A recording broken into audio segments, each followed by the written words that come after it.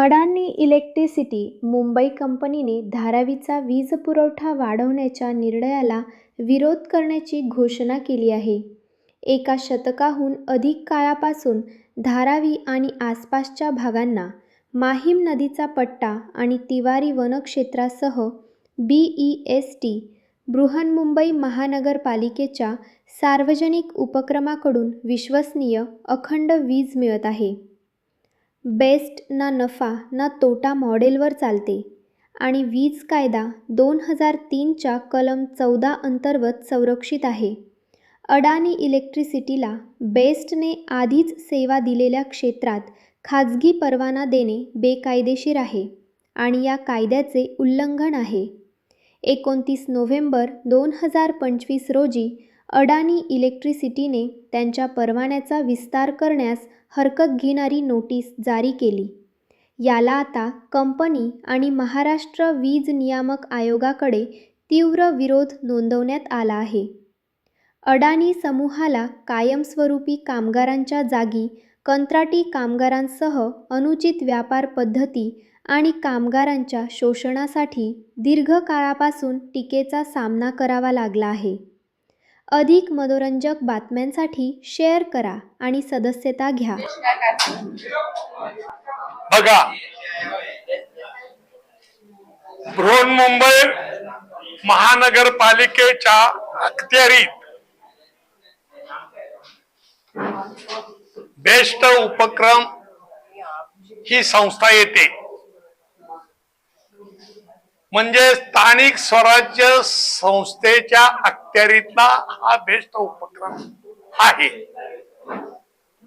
आणि हा बेस्ट उपक्रम बृहन्मुंबईतील जनतेला प्रवासी सेवा पुरवतो आणि वीज पुरवठा सेवा मध्य मुंबई मधल्या जनतेला पुरवतो.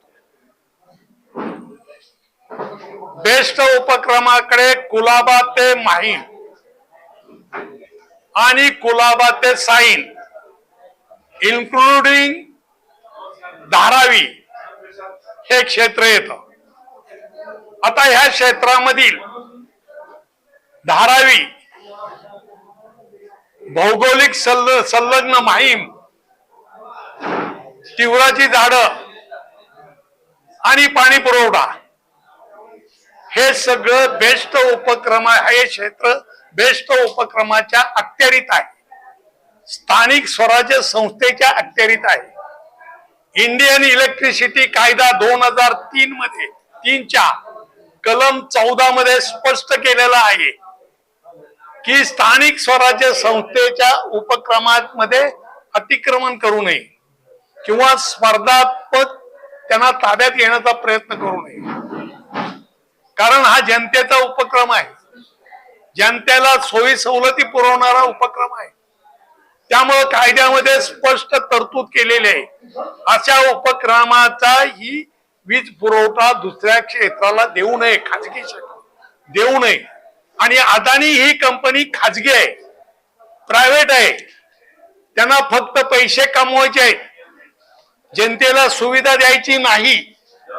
आणि अशा संस्थेकडं जर स्थानिक स्वराज्य संस्थेचं क्षेत्र दिलं तर स्थानिक स्वराज्य संस्था दबगाईवर येईल, बेस्ट उपक्रम डुबेल आणि त्याची जबाबदारी संपूर्ण शासनाची राहील आणि विद्युत नियामक आयोगाची राहील. बरं, आपण म्हणालात की अदानीला सरकार कॉन्ट्रॅक्ट देण्याचा प्रयत्न करतो, पण त्याच्या आधी त्यांनी याचा उल्लेख केला होता का किंवा आधी अदानींना देण्याचा काही प्रयत्न केला गेला होता का? त्या संदर्भात आपण मगाशी म्हणालात की कोर्टात पण केस चालू आहे, तर त्याबद्दल काही पुरावे वगैरे आपल्याकडे? मॅडम, हे क्षेत्र देण्या घेण्याचा कोर्टात कुठलाही केस चालू नाही. पहिली गोष्ट, अरे मी कामगारांच्या केसेस उपनगर वीज कंपनी अदानीच्या ताब्यात आहे आणि त्या कामगारांच्या जवळजवळ 45 केसेस मी दाखल केलेले. हायकोर्टामध्ये 9 केसेस दाखल केलेत. बरं, मग तुम्हाला असं काय वाटतं की अदानींना देणार आहेत? अर्ज केलाय त्यांनी आता कायद्यानुसार महाराष्ट्र विद्युत नियामक आयोगाकडे. आता तो मंजूर झाला की झालं, गेला. वर्तमानपत्रामध्ये आलंय, तुम्ही लोकसत्ता वाचा, नीट अभ्यास करा. बरं, आंदोलन आपलं कधी असणार आहे? रस्त्यावर आंदोलन बघा, आता अधिवेशन संपलं की आमचं आंदोलन आतापासूनच चालू होणार. आम्ही सभा घेणार, सभेचे नियोजन करणार, सभा संपल्या की मोर्चा काढणार, मोर्चा संपला की मुंबई बंद करणार. पण तिथं धारावीकरांना जर त्याची काय अडचण होत असेल त्याच्यानंतर धारावीकर पण ह्याच्यामध्ये सामील होतील का? हो, धारावीकरांना माहिती आहे. आणि धारावीमध्ये आता विकासाचे मोर्चे निघतायत, विकासाचे आंदोलन चालू आहेत, अदानीकडे नको म्हणून. म्हणजे ते जनता अदानीचा वीज पुरवठा मान्य करील का?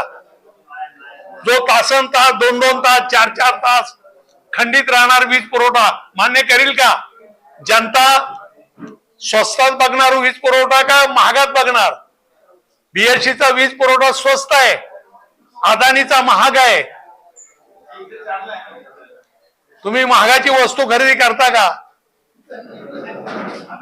सर आपली मुख्य मागणी काय? हा, मुख्य मागणी, प्रमुख मागणी काय? प्रमुख मागणी म्हणजे बेस्ट उपक्रमाचं जे क्षेत्र आहे वीज पुरवठ्याचं, 1 इंच सुद्धा अदानीला देऊ नये ही आमची मागणी आहे.